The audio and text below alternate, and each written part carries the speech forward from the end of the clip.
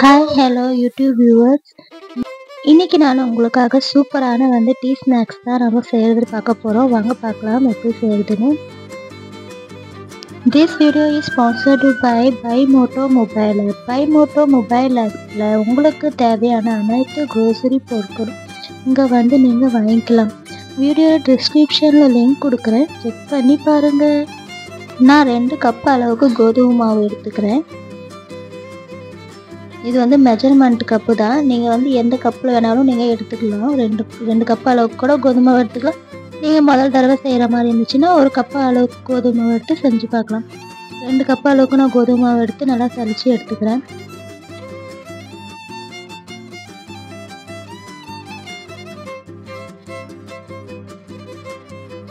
கோதுமை எல்லாத்தையும் நான் சலிச்சு எடுத்துக்கிட்டேன். சலிச்சு எடுக்கிறதுக்கு பிறகு நாம் 1.5 ஸ்பூன் அளவுக்கு ஓமம் போட்டுக்கலாம். 1 ஸ்பூன் அளவுக்கு நம்ம உப்பு சேர்த்துக்கலாம். 1 ஸ்பூன் அளவுக்கு நான் பெப்பர் தூள் சேர்த்துருக்கேன். நீங்கள் மிளகாய் தூள் கூட சேர்த்துக்கலாம். நான் பெப்பர் தூள் சேர்த்துருக்கேன். நல்லா மிக்ஸ் பண்ணி விட்டுக்கலாம். ஒன்றுக்கு ஒன்றா எல்லாத்தையும் நல்லா மிக்ஸ் பண்ணி விட்டதுக்கு பிறகு நாம் 2-3 ஸ்பூன் அளவுக்கு நம்ம எண்ணெய் இல்லைன்னா நெய் சேர்த்துக்கலாம்.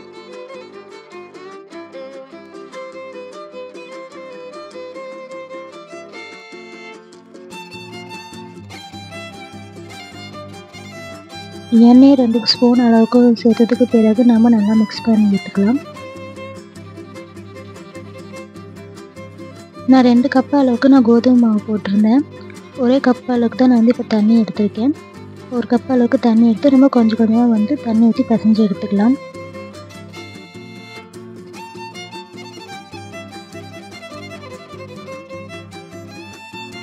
நான் கொஞ்சமாக தண்ணி ஊற்றி பிசைஞ்சிட்டு இருந்தேன். இப்போ மறுபடியும் கொஞ்சமாக தண்ணி ஊற்றி நான் பிசைஞ்சிட்டு இருக்கேன். இந்த மாதிரி தான் நம்ம கொஞ்சம் கொஞ்சமாக தண்ணி ஊற்றி பிசையணும். அப்போ தான் நம்மளுக்கு எவ்வளோ தண்ணி நம்ம யூஸ் பண்ணியிருக்குதுன்னு தெரியும்.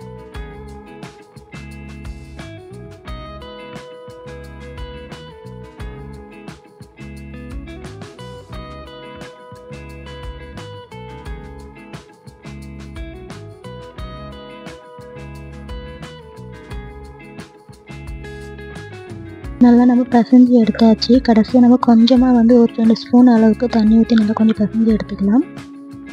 1 கப் அளவுக்கு நான் தண்ணி எடுத்துருந்தேன். 1 கப்பு தண்ணியில் பாருங்கள் எவ்வளோ தண்ணி மிச்சமும் ஆயிடுச்சு.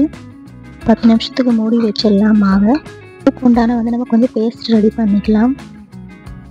சின்ன சைஸ் அளவுக்கு நம்ம ஒரு பவுல் எடுத்து பவுலில் 2-3 ஸ்பூன் அளவுக்கு நம்ம கோதுமை மாவு சேர்த்துக்கலாம். கோதுமை மாவு சேர்த்ததுக்கு பிறகு நம்ம 2-3 ஸ்பூன் அளவுக்கு நெய் இல்லைன்னா எண்ணெய் சேர்த்துக்கலாம். நான் மாவில் 5 ஸ்பூன் அளவுக்கு இதில் எண்ணெய் சேர்த்துருக்கேன். எண்ணெய் சேர்த்து நல்லா இந்த மாதிரி மிக்ஸ் பண்ணி எடுத்துக்கணும். இந்த மாதிரி நம்மளுக்கு பேஸ்ட் நல்லா ரெடி ஆகிடணும். 10 நிமிஷம் நம்ம ரெஸ்ட்டுக்கு விட்டுருந்தோம் இல்லையா மாவை, நல்லா சாஃப்டாக இருக்குது பாருங்கள். தொட்டு பார்த்தாவே நல்லா சாஃப்டாக இருக்குது. இப்போ நம்ம சப்பாத்திக்கு நம்ம எப்படி மாவு உருட்டுமோ அந்த மாதிரி நல்லா பெருசாக உருட்டி எடுத்துக்கலாம். நல்லா உருட்டி எடுத்ததுக்கு பிறகு நம்ம ரெடி பண்ண வச்சுருந்த பார்த்தீங்களா பேஸ்ட்டு, அந்த மேலே நல்லா அப்ளை பண்ணிக்கலாம், போட்டுக்கலாம். நல்லா அந்த பேஸ்ட்டு போட்டதுக்கு பிறகு நம்ம ரோல் பண்ணிக்கலாம். எந்த சைடில் வேணாலும் பண்ணிக்கலாம். அந்த சைட்லேருந்து பண்ணிக்கலாம், இந்த சைட்லேயும் பண்ணிக்கலாம். இந்த மாதிரி ரோல் பண்ணி எடுத்துக்கலாம். இந்த மாதிரி நல்லா ரோல் பண்ணி எடுத்ததுக்கு பிறகு நம்ம கத்தி இல்லைன்னா அந்த மாதிரி ஏதாவது கரண்டி வச்சு கூட நம்ம ஷேப் கட் பண்ணி எடுத்துக்கலாம்.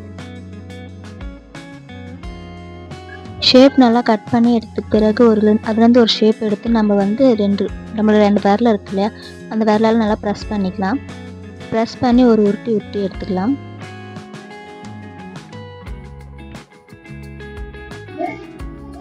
இந்த மாதிரி நல்லா உருட்டி எடுத்துக்கணும். உருட்டி எடுத்ததுக்கு பிறகு நம்ம ரெடி பண்ண பேஸ்ட் இதுலேயும் கொஞ்சம் அப்ளை பண்ணிக்கலாம். பேஸ்ட் அப்ளை பண்ணதுக்கு பிறகு நம்ம ஃபோல்டு பண்ணிக்கலாம். ஃபோல்டு பண்ணி மிடில் ஃபிங்கர் இருக்குல்ல, மிடில் ஃபிங்கரால் நம்ம நல்லா ப்ரெஸ் பண்ணி விட்டுக்கலாம். அப்புறம் இந்த பக்கமும் ஃபோல்டு பண்ணி 2 ஃபிங்கரால் நல்லா ப்ரெஸ் பண்ணி விட்டுக்கலாம். இந்த மாதிரி குட்டி சமோசா மாதிரி நம்ம ரெடி பண்ணி எல்லாம் எடுத்து வச்சுக்கணும். கடாய் சூடானதுக்கு பிறகு அதில் நம்ம எண்ணெய் ஊற்றிக்கலாம். எண்ணெய் ஊற்றி எண்ணெய் நல்லா சூடாகிறதுக்கு விட்டுடலாம். நல்லா சூடானதுக்கு பிறகு நம்ம ரெடி பண்ணி வச்சுருந்த குட்டி சமோசா எல்லாத்தையும் ஒன்று ஒன்றா எடுத்து எண்ணெயில் போட்டுக்கலாம். லோ ஃப்ளேம் தான் வேகிறதுக்கு விடணும். லோ ஃப்ளேமில் எதுக்கு நான் வேகிறதுக்கு சொல்கிறேன், நல்லா ப்ரௌன் கலர் வர வரைக்கும் நல்லா வேகத்துக்கு விடணும். பாருங்கள், நல்லா ப்ரௌன் கலரில் வந்துருச்சு. நம்ம பிளேட்டுக்கு சர்வ் பண்ணிக்கலாம்.